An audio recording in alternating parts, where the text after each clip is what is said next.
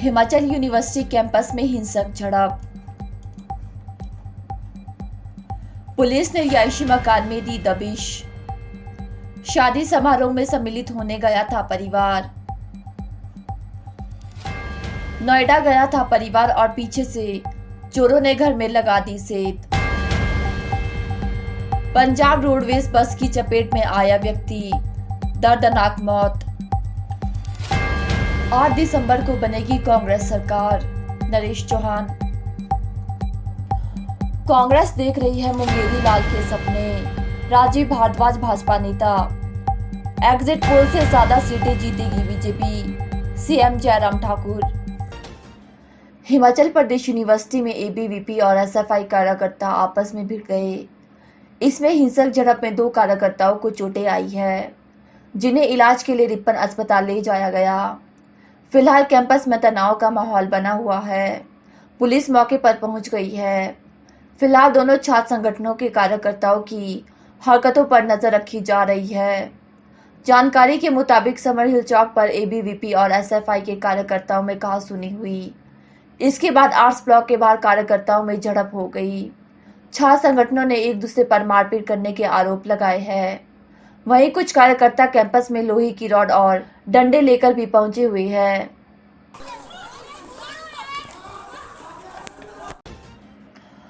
जिला सिरमौर के उपमंडल पांवटा साहिब में पुलिस ने रिहायशी मकान में दबिश देकर सरकारी डिपो का राशन बरामद किया है।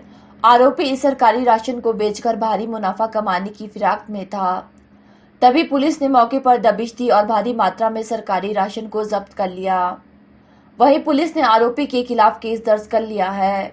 प्राप्त जानकारी के अनुसार पुलिस की टीम जब पांवटा साहिब के वाया पॉइंट पर गश्त कर रही थी तो गुप्त सूत्रों से सूचना प्राप्त हुई कि रामपाल पुत्र गुलजार सिंह निवासी हीरपुर ने अपने रिहायशी मकान में भारी मात्रा में सरकारी डिपो का राशन, चावल, गेहूं, चीनी, दालें इत्यादि छुपा कर रखा है। पुख्ता सूचना के आधार पर पुलिस ने मौके पर दबिश दी तो मौके से उक्त सरकारी राशन की खेप बरामद हुई। लिहाजा पुलिस ने तुरंत कार्रवाई करते हुए आरोपी के खिलाफ सरकारी राशन को घर में भंडार करके अपने लाभ के लिए बेचकर मुनाफा कमाने पर धारा 3 और 7 ईसी एक्ट और 420 आईपीसी के तहत मामला दर्ज कर लिया है। जिला सोलन की कुनिहार क्षेत्र में एक नाबालिग द्वारा आत्महत्या किए जाने का मामला सामने आया है।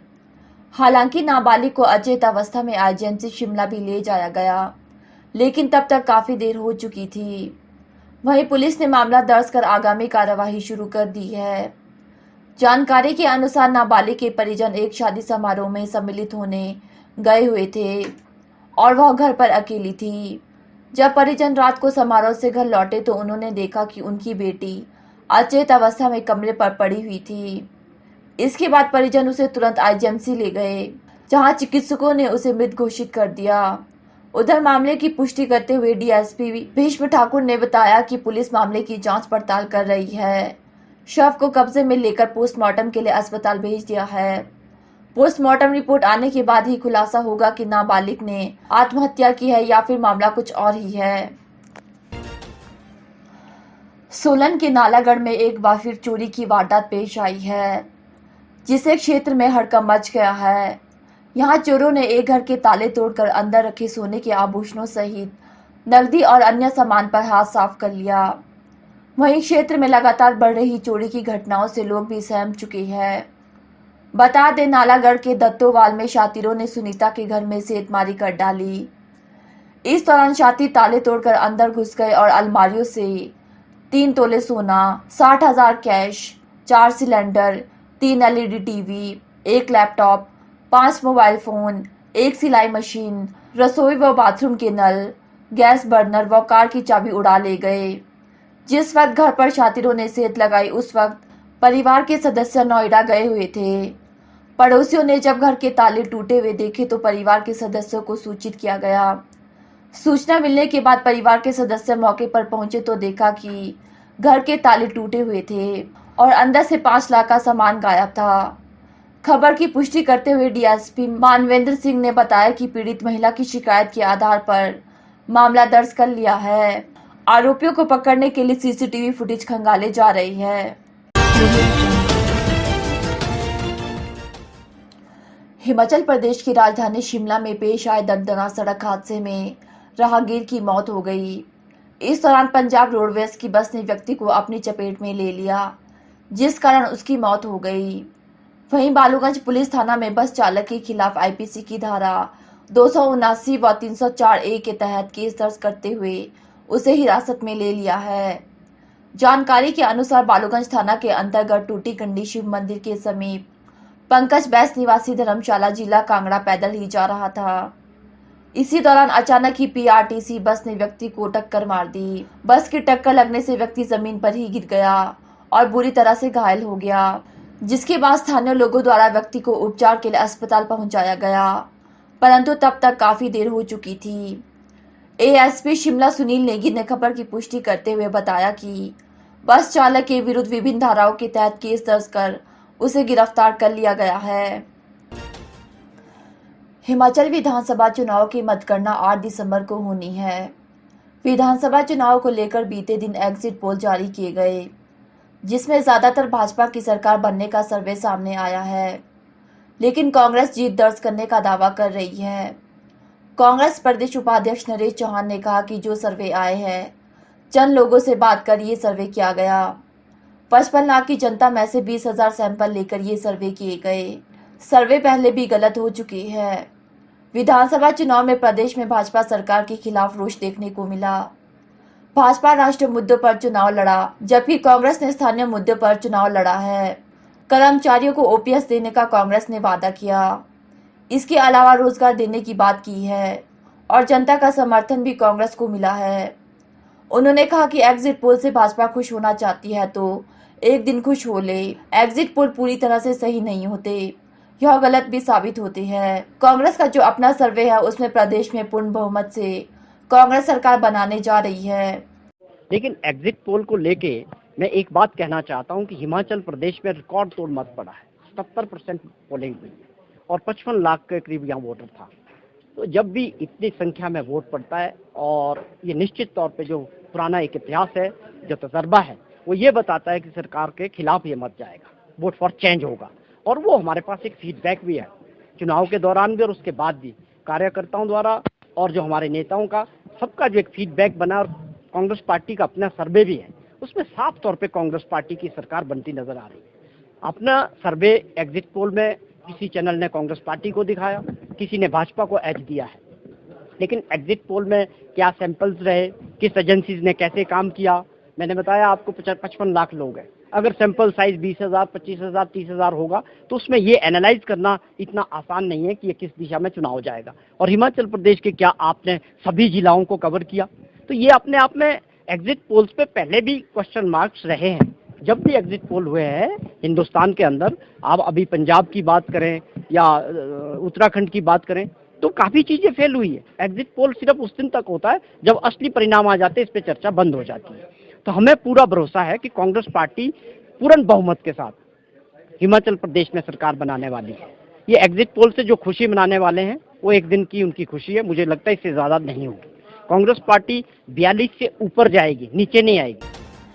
हिमाचल विधानसभा चुनाव को लेकर बीते दिन एग्जिट पोल को लेकर भाजपा और कांग्रेस में बयानबाजी शुरू हो गई है और दोनों ही दल अपने सरकार बनाने का दावा कर रही है। कांग्रेस ने एग्जिट पोल पर सवाल उठाने पर भाजपा ने पलटवार करते हुए कहा कि राष्ट्रीय चैनलों के सभी सर्वे भाजपा के पक्ष में है। भाजपा पहले से ही मिशन रिपीट को लेकर आश्वस्त थी। कार्यकर्ताओं ने एक होकर काम किया है। भाजपा नेता राजीव भारद्वाज ने कहा कि प्रदेश में रिवाज बदल रहा है और यह स्थिति प्रतिष्ठित मीडिया संस्थानों द्वारा किए गए सर्वे में साफ हो गया है। उन्होंने कांग्रेस पर निशाना साधते हुए कहा कि कांग्रेस मुंगेरी लाल के हसीन सपने देख रही है और 2 दिन बाद स्थिति स्पष्ट हो जाएगी और प्रदेश में पूर्ण बहुमत से फिर से भाजपा की सरकार सत्ता में आएगी। सबसे पहले तो आप सभी मित्रों का बहुत धन्यवाद कि आपके चैनल के माध्यम से मुझे अपनी बात रखने का सौभाग्य मिल रहा है। जहाँ तक एग्जिट पोल का सवाल है, कल एग्जिट पोल आए हैं, करीब सभी जो प्रतिष्ठित हमारे न्यूज़ चैनल्स हैं इस देश के, सबके एग्जिट पोल आए हैं और उसमें भारतीय जनता पार्टी को फिर से सरकार बनाने का जनादेश मुझे लगता है कि प्रदेश की जनता ने दिया है। हम लोग ये बहुत पहले से जानते थे। हमारे कार्यकर्ताओं में इतना अधिक जोश था, हमारे कार्यकर्ताओं में इतनी अधिक जुम्बिश और जुनून था, वो केवल ये था कि फिर से हिमाचल प्रदेश में जो एक रिवाज था कि एक बार भारतीय जनता पार्टी, एक बार कांग्रेस, एक बार भारतीय जनता पार्टी, एक बार कांग्रेस, इस रिवाज को हम लोग इस बार बदल कर दिखाएंगे। उसके बूते पर मेहनत बहुत अधिक की थी सभी कार्यकर्ताओं ने, और ऊपर से जयराम ठाकुर जी जो हमारे प्रदेश के आदरणीय मुख्यमंत्री हैं, उनका सरल स्वभाव, उनकी सहजता, हर कार्यकर्ता से मिलने का, किसी भी समय कार्यकर्ता उनसे मिल सकता था, इसका एक बहुत अधिक जोश सब कार्यकर्ताओं के बीच में था। उसका नतीजा हमें तो पता था, लेकिन जो जनादेश हिमाचल प्रदेश की जनता ने दिया है, उस जनादेश को आप सब लोगों ने भी भांपा, और अपने जो चैनल्स के माध्यम से जो एग्जिट पोल आप लेकर आए, उसमें वो रिफ्लेक्ट हुआ है कि भारतीय जनता पार्टी फिर से हिमाचल प्रदेश में सरकार बनाने जा रही है, रिवाज बदलने जा रही है, फिर से मिशन रिपीट करने जा रही है। कांग्रेस भी यही कह रही है। हिमाचल प्रदेश के मुख्यमंत्री जयराम ठाकुर ने दावा किया कि बीजेपी एग्जिट पोल से भी ज्यादा सीटों पर जीत हासिल करेगी। जयराम ठाकुर ने कहा कि प्रदेश भर में बीते 5 साल में बेहतरीन काम किया। जनता को बीजेपी की डबल इंजन सरकार पर विश्वास है। उन्होंने कहा कि प्रदेश सरकार ने हिमाचल में AIIMS, bulk drug park, medical device park और अन्य बड़ी योजनाओं के लिए लाने के लिए मेहनत की है।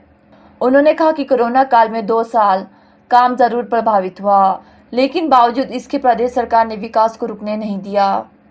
वो रिफ्लेक्ट नहीं हो पाएगी होगी सर्वेक्षण में, हमारा नंबर इससे ज्यादा बढ़ेगा जो एग्जिट पोल में आया है। सर, रिवाज बदलने वाला जो स्लोगन था, क्या वो डाउन द लाइन लोगों तक पहुंचा है? लोगों ने देखिए वो गांव तक पहुंचा है, लोगों को बात तो जची है, लेकिन बात ठीक है कि इस तरह का पहली बार प्रयास हुआ है गंभीरता के साथ, जोर के साथ, जो आज से पहले कम हुआ है, लेकिन अब की बार प्रयास हुआ है और निश्चित रूप से उसका परिणाम होगा, मुझे पूरा भरोसा है। इलेक्टोरल पॉलिटिक्स में लंबा अनुभव आपका रहा है, 5 साल मुख्यमंत्री हैं। हिमाचल प्रदेश में ऐसी बातें हैं, चीजें हैं, काम है जो लगता है कि अगले 5 साल में आप 5 साल के मुख्यमंत्री आगे हिमाचल प्रदेश के लिए करना चाहिए? देखिए बहुत सारी चीजें हिमाचल प्रदेश में हुई हैं, बहुत सारी चीजों को लेकर कुछ नए इनिशिएटिव लेने की जो जरूरत है, उसके लिए हमको काम करने की आवश्यकता है। हिमाचल को पहाड़ी राज्य होने के कारण जो है, जो कठिनाइयों का सामना करना पड़ता है, वो सबसे बड़ा काम हमारे सामने है, वो कनेक्टिविटी कैसे इंप्रूव होगी, by road, by railway, by air, इस पर ज्यादा फोकस होकर के काम करने की आवश्यकता है। गांव में रोड की कनेक्टिविटी काफी हद तक बढ़ी है, और अब की बार हिमाचल प्रदेश में इन 5 वर्ष के कार्यकाल में हमने पिछली सरकारों का सबका रिकॉर्ड तोड़ा है। लगभग 5000 किलोमीटर सड़क जो है बना करके हिमाचल प्रदेश में हमने लोगों को समर्पित किया है। लेकिन क्वालिटी रोड्स ये एक रिक्वायरमेंट है। टूरिज्म डेस्टिनेशन के लिए अच्छी कनेक्टिविटी हो, उन सारी चीज़ों की जो ज़रूरत है, ये मुझे लगता है कि, और उसके बाद फिर और इनिशिएटिव लेने की ज़रूरत हिमाचल प्रदेश में है। जो हमने प्राइवेट सेक्टर इन्वेस्टमेंट की हमने बात की थी, मुझे आज इस बात की खुशी है कि हम उसमें आगे बढ़े हैं। हमको हिमाचल प्रदेश में मेडिकल डिवाइस पार्क मिला, हमको हिमाचल प्रदेश में बल्क ड्रग फार्मा पार्क मिला।